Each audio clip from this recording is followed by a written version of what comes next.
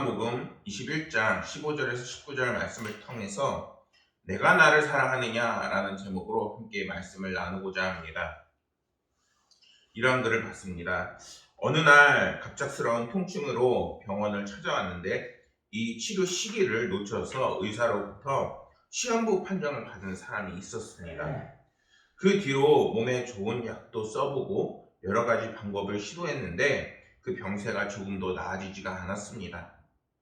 결국 자신의 죽음을 받아들이기로 하고 삶의 마지막을 준비하기 시작했습니다. 세상을 떠나기 전에 정리해야 할 것들이 무엇이 있는지 적다가 마무리되지 못한 감정들이 있다는 것을 생각하게 되었습니다. 그런 감정들 중에 바로 용서가 있었고 자신이 용서해야 할 사람들을 생각하면서 천천히 종이에 그 이름을 적었습니다. 사람들이 이름을 보면서 그동안 자신이 용서하지 못했던 사람들을 이제 용서하기로 결심을 했습니다. 종이에 적힌 사람들에게 연락해서 안부를 묻고 자신의 그 과오와 그리고 용서한다는 말을 전했습니다. 연락이 닿지 않는 사람들을 위해선 그들도 이제 마음의 짐을 내려놓기를 바라며 축복을 빌었습니다. 그렇게 가슴속 응어리졌던 일들을 이제 쌓인 화들을 하나씩 풀고 나니 지금껏 누리지 못했던 평안함이 그 사람에게 찾아왔다는 것입니다. 병이 치료되는 기적을 끝까지 일어나진 않았지만 점점 나빠지는 병세에 고통에 신음하면서도 그는 평온함을 유지했고 편안한 모습으로 죽음을 맞이할 수 있었다는 이야기입니다. 이 사람이 시한부 판정을 걸리면서 정말 죽어감에 있어서도 그 마음에 평안이 찾아옴은 그 안에 용서가 있기 때문이라는 것입니다. 그런데 오늘 말씀에서도 베드로에게 찾아오셔서 그를 용서해 주시고 그를 회복시켜 주시는 분이 계십니다. 누구이신가요? 그렇습니다. 바로 예수 그리스도입니다. 그분은 오늘 말씀에서 베드로를 찾아오셔서 그의 죄와 허물을 용서해 주시고 그를 다시 일으켜 세워주시며 정말 사람으로서는 할 수 없을 만큼의 놀라운 은혜를 베푸시는 것을 볼 수 있습니다. 한마디로 주님은 용서의 아이콘이라는 것이죠. 그리고 오늘 말씀에서 이제는 다시 한번 베드로를 일으켜 세우시면서 그의 직분과 그리고 그에게 하나님이 주신 은혜를 회복시키시는 것을 오늘 볼 수가 있는 것입니다. 오늘 나누는 말씀에서 부활하신 주님께서 이제 여러 사람들을 만나고 계십니다. 처음에는 여인을 만났고 그 다음에는 떠나가는 제자들을 만났고 이제는 제자들을 아예 찾아와서 베드로를 만나 조반을 먹으신 후에 베드로와 대화하는 장면이 오늘의 말씀입니다. 15절 말씀을 보면은 이렇게 말씀합니다. 요한의 아들 시몬아, 내가 이 사람들보다 나를 더 사랑하느냐? 이렇게 묻습니다. 사실 이 장면을 보면은 꼭 찬양이 생각이 나요. 우리가 옛날에 많이 불렀던, 물론 이제 가사 전체를 다 기억나는 건 아니지만 특히 이 부분이 막 따뜻하게 기억이 납니다. 그 찬양의 시작도 요한의 아들 시몬아, 내가 다른 사람들보다 나를 더 사랑하느냐 하고 주님이 물으셨네. 이렇게 하면서 하나님이 얼마나 따뜻하게 베드로를 맞이해 주시고 불렀는지를 말씀하고 있습니다. 지금의 질문이 있기 전에 베드로는 이제 성경에서 뭐라고 베드로 언급하냐면은 시몬 베드로라고 이야기합니다. 이 말은 이 호칭은 베드로를 객관적으로 부르고 있는 것입니다. 그는 주님께서 게바 그리고 시몬 베드로라고 부른 사람이라는 것입니다. 그런데 반면에 지금 예수님께서 정말 사랑하는 그 마음을 담아서 요한의 아들 시몬아 라고 이렇게 부르고 있는 것입니다. 주님은 왜 그를 베드로라고 부르지 않고 요한의 아들 시몬아 이렇게 부르고 계시는 걸까요?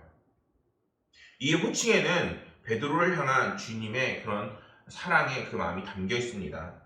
주님께서는 요한의 아들 시몬아 라고 베드로를 부르시면서 그분이 이제 제자 베드로를 이렇게 선생으로서 바라보면서 이제는 베드로를 향한 사랑의 그 감정을 담고 부르고 있는 것입니다.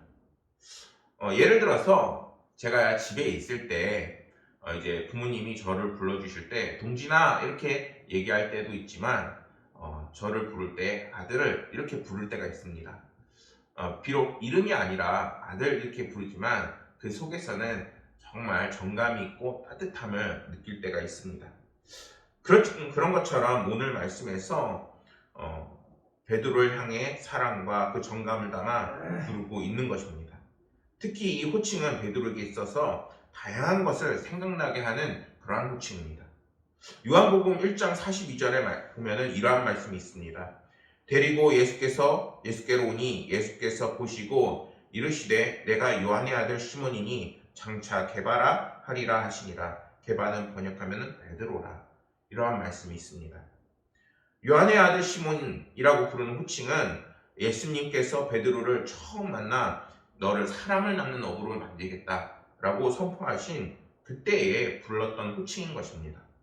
한마디로 그때 그 주님께서 부르셨던 감격과 그리고 자신에게 주어진 사도로서의 그 사명을 생각나게 하는 호칭이라는 것이죠. 또 그러면서도 지금 주님께서 반석이라고 지어주신 베드로, 게바라고 불리지 못하고 있는 것은 그에게 있어서 자신의 반석과 같은 그 믿음이 이제는 그 이름에 미치지 못하는 자신의 연약함을 다시 한번 돌아보게 했을 것입니다. 여러분들은 지금 어떠신가요? 오늘날 믿음을 잘 지키고 베드로의 이름처럼 반석과 같이 살아가고 계신가요? 코로나 상황이 길어지고 예배드리기가 어려워지면서 상황을 보며 믿음이 연약해지고 있지는 않으신가요? 오늘 주님께서 베드로를 사랑하는 마음으로 부르시는 것을 우리는 우리를 향해 부르시는 그런 음성으로 들을 수 있어야 되는 것입니다. 주님께서 다시 한번 사랑의 그 마음을 담아 우리에게 이렇게 부르십니다. 동진아, 누구야? 이렇게 부르시고 계신 것입니다. 우리는 그 부르심에 힘입어 하나님께 응답할 수 있기를 소망합니다. 주님은 사랑을 담아 베드로를 부르시고 베드로에게 물으셨습니다. 내가 이 사람들보다 나를 더 사랑하느냐? 이러한 내가 나를 사랑하느냐라는 주님의 그 표현은 지금 15절의 말씀에서 끝나는 것이 아니라 16절, 17절에도 이어서 세 번의 그 질문을 하셨습니다. 그런데 이러한 주님의 세 번의 질문이 우리가 보는 개역개정 성경에서는 사랑하느냐라는 표현으로 이제 뭉뚱그려져 있습니다. 그런데 이제 주석을 보고 원어를 보게 되면은 이 세 가지의 표현이 마지막 세 번째 가서는 다르다는 것을 알 수 있게 됩니다. 내가 나를 사랑하느냐 이 질문의 세 번의 질문 가운데 첫 번째와 두 번째의 경우에는 아가파스라는 이 단어를 사용합니다. 그리고 마지막 세 번째에는 이 사랑하느냐라는 표현에 필레오라는 단어를 사용하게 된 거죠. 첫 번째와 두 번째에 사용했던 아가파스의 그 사랑의 표현은 어떤 표현이냐? 예수 그리스도의 그 희생으로 이루어진 십자가의 그 사랑, 그리고 고차원적인 그 사랑의 의미를 담고 있습니다. 그러니까 하나님께서는 베드로에게 아가페적인 사랑으로 네가 나를 사랑하느냐라고 질문을 하고 있다는 것이죠. 그런데 베드로는 어떻게 대답을 할까요? 베드로의 대답은 필레오였습니다. 이 필레오는 무엇이냐? 주님께서도 세 번째에는 필레오라는 사랑하느냐라는 질문을 썼는데 이거는 인간의 애착적인 열정과 같은 일시적인 사랑을 의미합니다. 한마디로 어떤 사랑이냐? 아주 뜨거운 사랑을 의미하는 것입니다. 나의 마음이, 나의 상황이 이제는 사랑하는 마음으로 가득 차서 열정을 갖고 내가 주를 사랑하나이다 이렇게 얘기하고 있다는 것입니다. 하지만 주님의 말씀하신 아가페적인 사랑과 우리의 인간적인 사랑을 비교했을 때 이것은 결코 같을 수가 없는 것입니다. 그렇다면 베드로는 이제 이 내가 나를 사랑하냐라는 질문에 세 번 다 어떻게 대답했을까요? 15절에서도 내가 주님을 사랑하는 줄 주께서 아시나이다. 16절에서도 주님을 사랑하는 줄 주님께서 아시나이다. 17절 말씀에서도 필레오를 사랑하시면서 동일하게 세 번 다 주님께서 나를 사랑하신 줄 아시나이다 라고 동일하게 고백하고 있습니다. 이때 모두 필레오를 사용했습니다. 베드로는 세 번에 모두 필레오를 사랑하면서 주님을 뜨겁게 사랑하고 있다는 것을 표현하고 있습니다. 언뜻 보면은 베드로가 정말 열정이 많고 주님을 뜨겁게 사랑하고 있구나라는 생각을 할 수 있게 되는 것이죠.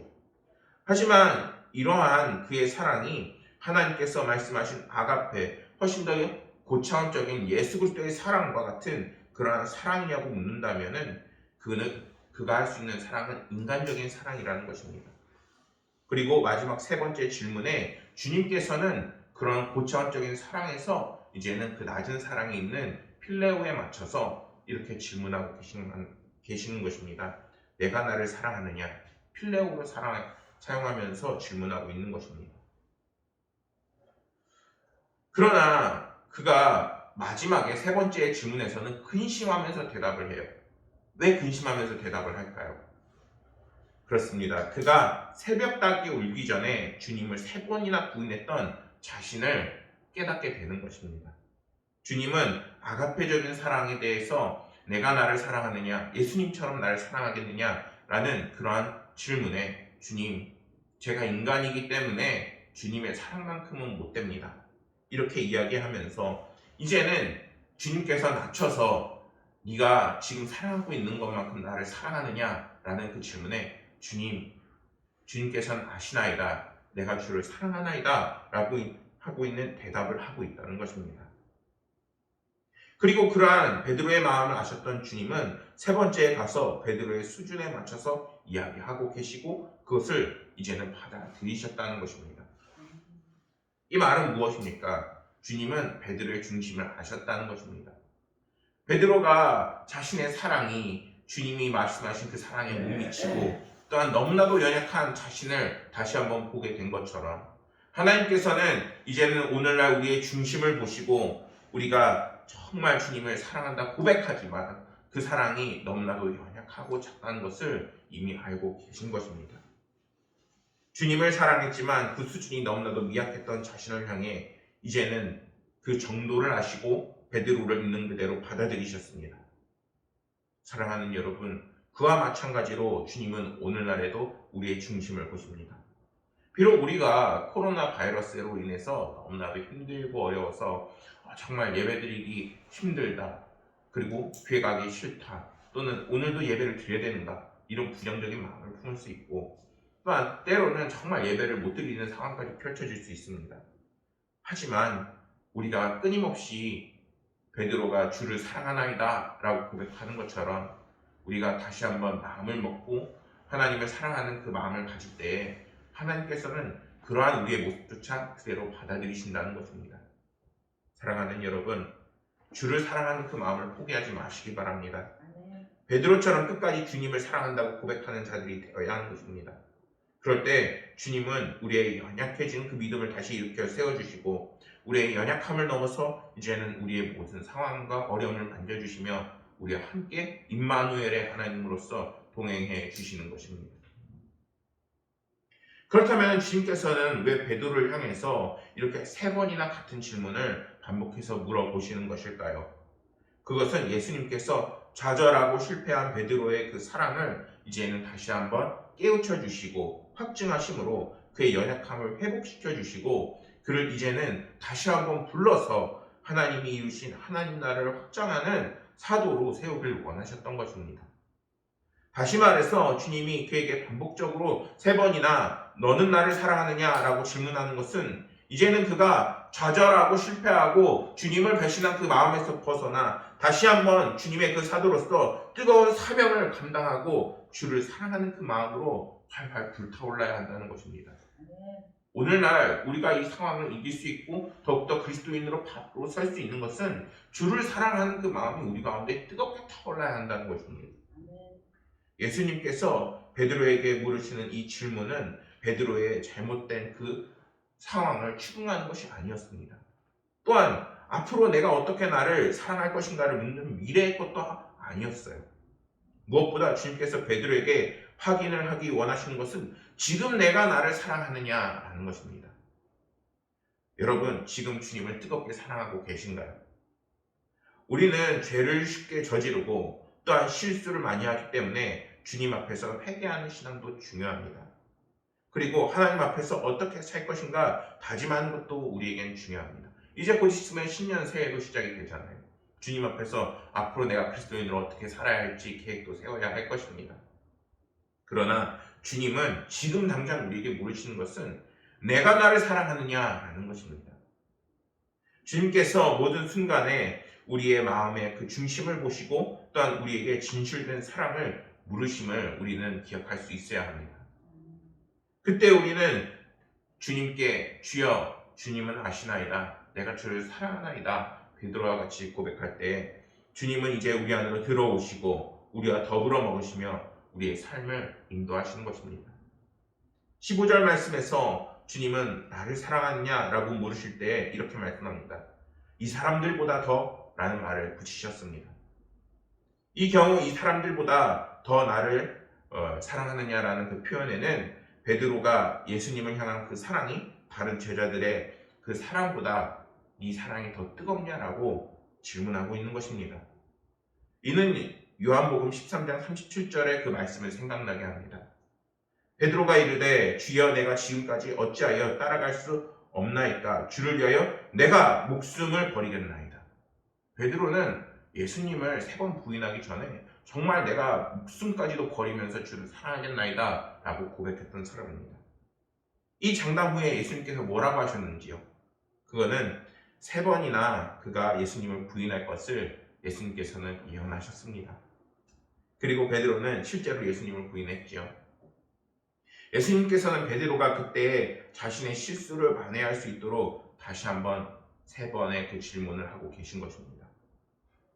그리고 이러한 주님의 질문은 다시 그를 회복시키고 이제는 다시 사도로 복귀시키십니다.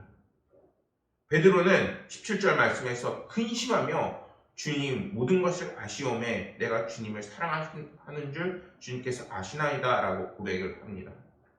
첫 번째와 두 번째 질문에서 주님께서 고차원적인 아가페의 사랑을 물었을 때 저는 그런 큰 사랑을 할 만한 사람이 못 됩니다 라는 낮은 의미로 필레오를 사용했다면 이제는 주님께서 필레오를 사용하면서 내가 나를 사랑하느냐 라고 다시 질문하셨을 때 이번에는 정말 진심을 담아 고민을 하면서 주님이 내 인간적인 모습으로라도 그 사랑을 받아들이시는 주님의 모습인 것입니다.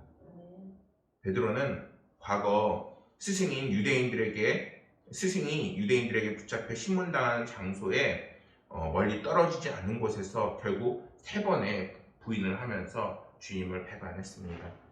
그는 예수님에 대한 신적 사랑이든 그리고 어떤 사랑이든 오히려 주님과의 그 의리조차 지키지 못한 사람인 것입니다. 그렇기 때문에 이 3번의 질문은 베드로에게 있어서 정말 이런 고차원적인 질문이 아니라 오히려 사람의 모습으로 할 수 있는 그 사랑조차도 다시 한번 질문하게 되는 계기가 되는 것입니다. 계속해서 베드로와 예수님 사이의 대화는 마지막으로 이렇게 이어집니다. 내 양을 먹이고 치라. 이제는 주님께서 자신의 양들을 베드로에게 맡기십니다. 이 말은 무엇인가요? 베드로는 이 순간 회복이 되어진 것입니다. 그리고 이제는 다시 한번 직분이 회복이 된 것입니다. 배반자여서 이제는 내가 그리스도인이라 칭할 수도 없고 끊임없이 실패와 좌절에 머물러 있던 그에게 주님께서는 다시 한번 일으켜 세워주시고 계신 것입니다. 일본의 시인 미즈노 겐조라는 사람이 있습니다.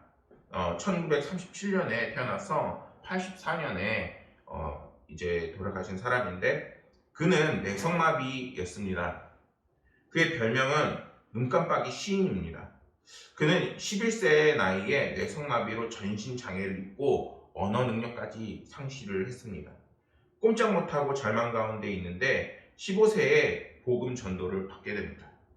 그는 성경을 읽으면서 예수님을 영접했습니다. 그리고 성령 충만을 경험하게 되었고 그 마음이 예수님의 평안으로 가득 찼습니다. 현실은 그가 장애를 갖고 있고 불편하고 고통스럽지만 그는 거기에 머물지 않고 주님의 사랑을 힘입어 당당하게 승리하는 삶을 살았습니다. 눈을 깜빡이면 어머니가 글자를 선택하고 조합해서 시를 썼는데 그가 쓴 시 중에서 이제 슬픔이여라는 시가 있습니다. 제가 이 시를 읽어드리겠습니다. 슬픔이여 슬픔이여 정말 고맙구나. 내가 오지 않았다면, 강해지지 않았다면 나는 지금 어떻게 됐을까? 슬픔이여 슬픔이여 내가 나를 이 세상에 둘도 없는 커다란 기쁨과 변하지 않는 평안이 있는 예수 그리스도의 곁으로 데려다 주었기 때문이다.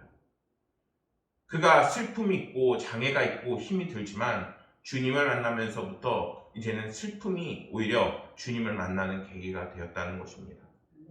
그는 외적으로 보면 평생 고통과 슬픔의 연속이었습니다. 하지만 예수님의 평안이 그 모든 것을 물리치고 승리의 인생으로 그를 이끈 것입니다.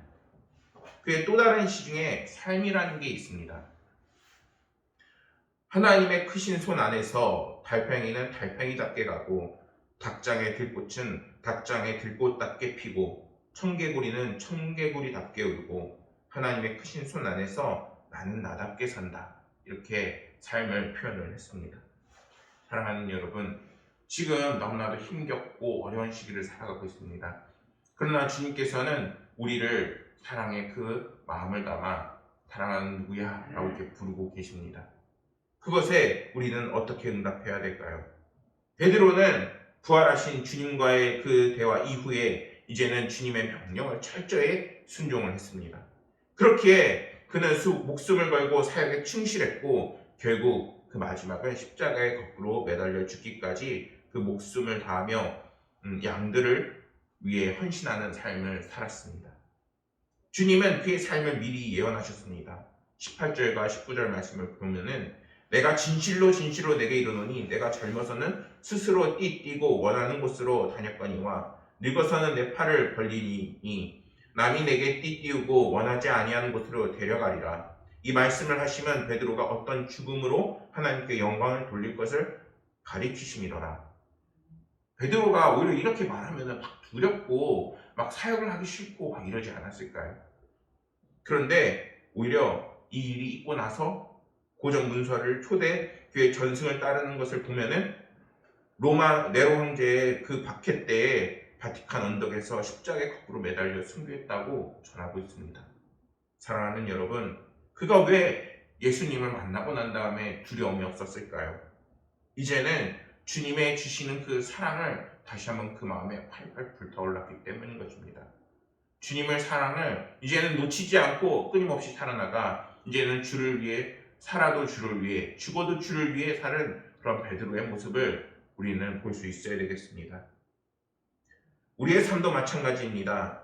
우리의 삶이 고통스럽고 어렵고 또한 현실의 문제에 모두 막혀있지만 그 상황 속에서 우리에게 동일하게 말씀해 주시고 이제 나와 함께 나아가자는 주님을 바라볼 수 있는 모든 성도님들이 되시기를 소망합니다. 주님께서는 물으실 겁니다. 내가 나를 사랑하느냐? 그때 베드로의 예언처럼 주님께서는 우리가 죽을 수도 있고 또한 하나님과 함께 나아갈 수 있습니다. 그러나 그때 베드로처럼 주님은 아시나이다. 내가 주를 사랑하는지 이렇게 고백할 때 하나님께서는 우리의 믿음을 회복시키시고 우리의 상황을 회복시키시고 우리의 모든 것을 회복시키실 것입니다. 죽음조차 두렵게 하지 않는 믿음을 우리에게 더해 주실 것입니다. 그러한 믿음이 저희들 가운데 넘치기를 소망합니다. 우리를 두렵게 만들 것은 아무것도 없습니다. 주님을 사랑하는 마음으로 모든 상황을 극복하시고 또한 그리스도의 용사가 되어서 복음을 가지고 날마다 승리하시는 여러분들이 되시기를 소망하겠습니다. 기도하겠습니다. 아버지 하나님, 오늘 베드로와의 그 대화를 통해서 주님이 우리를 얼마나 따뜻하게 부르시는지 다시 한번 느껴보았습니다. 아버지 하나님의 부르심에 이제는 주여 주님은 아시나이다. 우리가 주를 얼마나 사랑하는지를 고백하는 저희들이 되게 하여 주옵소서. 아버지 하나님, 우리의 사랑이 미약하고 연약하지만 아버지 하나님께서 그러한 사랑조차 이제는 나중에는 크게 사용하시며 또한 성장하게 하시며 아버지 하나님께서 힘과 능력을 더해 주실 것을 믿습니다. 아버지 하나님께서 베드로를 일으켜 세우시고 그에게 힘과 능력을 주셨던 것처럼 오늘날 우리에게도 동일하게 주실 것을 믿습니다. 아버지 하나님께서 우리의 삶을 주관하시고 인도하시며 이끄실 것을 믿으며 모든 말씀 우리 구주 예수 그리스도의 이름으로 기도드렸습니다.